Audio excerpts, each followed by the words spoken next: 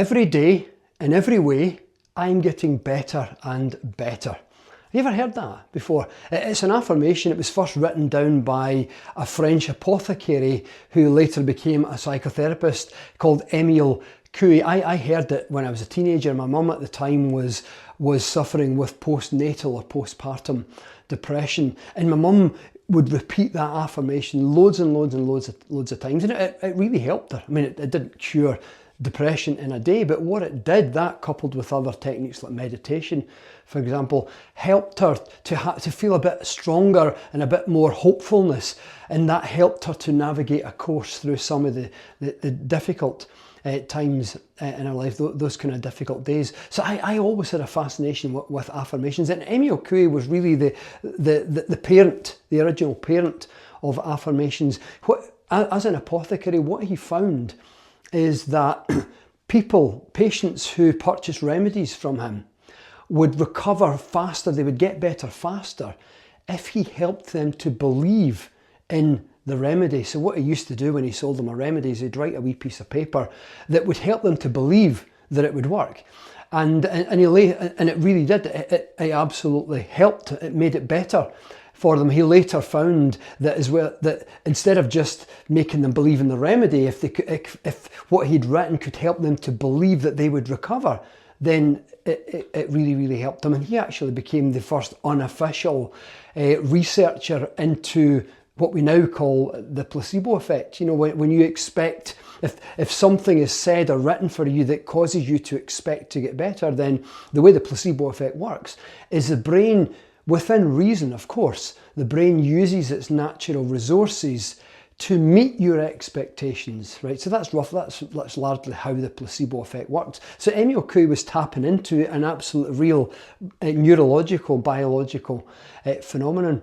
And he became very famous in Europe. This was over 100 years ago. He became very, very famous in Europe because doctors from all around the continent would send patients to Coué, patients that they couldn't help, they couldn't seem to do anything more for, and they would send them to Coué, and oftentimes they would actually make some degree of improvement. And he became so famous that his work spread over to the US, and it kind of caught on in the West, and people like, you know, W. Clement Stone, Napoleon Hill, even more laterally, Norman Vincent Peale and Louise Hay, they all built upon the foundations of the work in affirmations that was originally started out by Émile Coué. And Émile Coué didn't call them affirmations, he called them optimistic autosuggestions. And the word autosuggestion was meant something you would suggest, you would say to yourself, an auto-suggestion. So you would say, you'd read this thing and say it out loud to yourself, and it was written in an optimistic sense. So he called them optimistic auto-suggestions. We rebranded them in the West and adapted them a little bit, because Émile Coué's original versions were like this: every day in every way I'm getting better and better, which you can think of as highlighting the process of improvement. So you would refer to those as a process affirmation. Whereas in the West, most of the use of affirmations have been very much outcome type affirmations, you know, like I am this or I am that. You're stating something you want to be true about yourself or about something that you want in your life or some other aspect. So I am this or I am that, or I have such and such a thing. And these are outcome affirmations. And for years, scientists kept affirmations at arm's length. Like, they really weren't interested because they sounded too kind of hippie, new age, woo-woo. So scientists always kept them at arm's length. They did test them sometimes, and I remember coming across some research a few years ago when scientists negated the use of affirmations because they'd given affirmations to people suffering with low self-esteem. And it was something like they were to say, I love myself, I love myself, I love myself, several times a day. And it did actually help some people, but it backfired for others. It had a negative effect. And the reason it backfired for some is because saying I love myself when I clearly don't, it made it feel like the gap between how I feel now and how I'm stating myself to be was actually just too high. And maybe if the researchers had used a process affirmation rather than an outcome affirmation. Something like Coué's, every day in every way I'm getting better and better, or every day in every way I'm feeling a little bit better and better. That's a process affirmation, or something specifically tailored to their particular situation. Then that might have actually worked better. But anyway, researchers gave them a wide berth for years, wrote them off as woo-woo. But now the picture's completely changed, because in 1987, a social psychologist called Coué-style created self-affirmation theory. And self-affirmation theory basically says that we humans have an innate desire and tendency to want to see ourselves in a positive sense, to have a positive perception of ourselves, a positive self-view. And so he called that self-affirmation theory, and started talking about things called self-affirmations, which are a branch of affirmations. So remember, we had the Émile Coué's were process-type affirmations.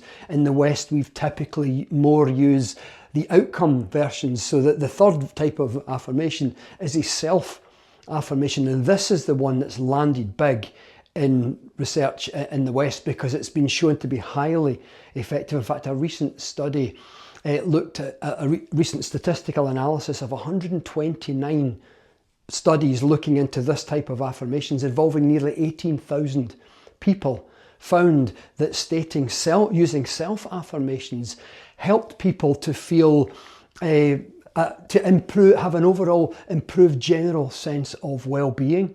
It helped people to feel bigger and stronger on the inside. It helped people to feel more a sense of belonging and a sense of connectedness. It gave people a more positive self-perception, and it also helped to reduce feelings of anxiety and negative mood. So how did it accomplish that, these self-affirmations? Well, unlike the process or the outcome affirmations, when we're stating something we want to be true, or we're moving towards, as in the process sense, a self-affirmation is stating something you already believe to be true about yourself. So it's a self-affirmation. So it might be stating one of your core values, or stating, a virtue that you believe, or a positive trait that you believe about yourself. And studies show that when we state these positive aspects of ourselves, we feel bigger and we feel stronger on the inside. It even helps to shape brain networks in a way that as we feel bigger and bigger in the inside about ourselves,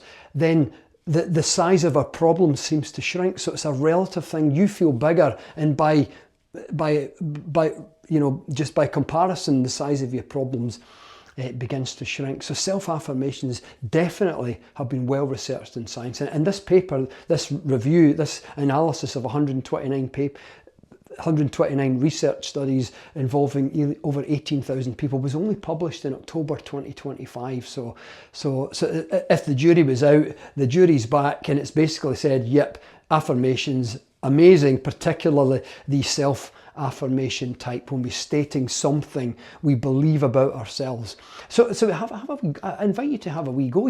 There's no particular set of rules that you have to follow. There are some guidelines online about the way you might look at a set of core values, pick a handful of them, and then just write down a couple of sentences that state that about yourself. But a simpler way of doing that is just to think of some positive traits of your own, and just remind yourself of them, because that's really what you're doing with a self-affirmation. You're just verbally, by stating it out loud or contemplating it, you're just reminding yourself about the good things about yourself. Yeah, and one of the other side effects of that, it actually increases feelings of self-worth. Because think about it, instead of dwelling on the mistakes you feel you've made, or the faults that you think you have, maybe other people might even be telling you what your faults are, but the more we dwell, or what their perception of your faults are, but the more we dwell on the negative aspects of ourselves, the worse it makes us feel.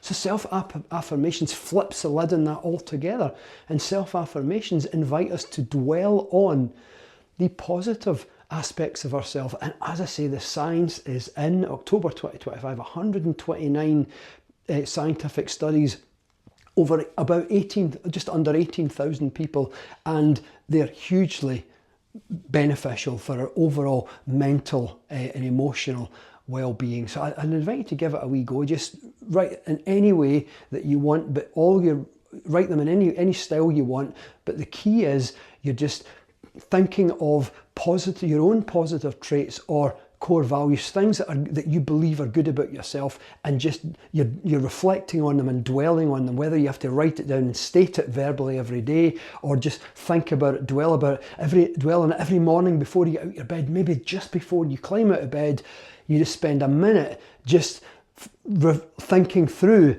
some of your positive traits, and maybe the last thing at night before you go to sleep, just spend a moment just thinking through some of the positive traits that you believe about in yourself, and just let these thoughts and these self-affirmations percolate into your consciousness, and just watch what happens. Give it a go for a couple of weeks and see how you get on, because that's another thing the study showed, is even after doing the exercises, the effects were actually long lasting. It wasn't just you felt better reading your self-affirmations in the moment, but in actual fact, the result, the average follow-up in the study was a couple of weeks, and people had still retained these positive psychological and emotional benefits. So give it a wee go in any way you want to do them, but you're just really focusing and dwelling on these positive things about yourself, and see how you get on.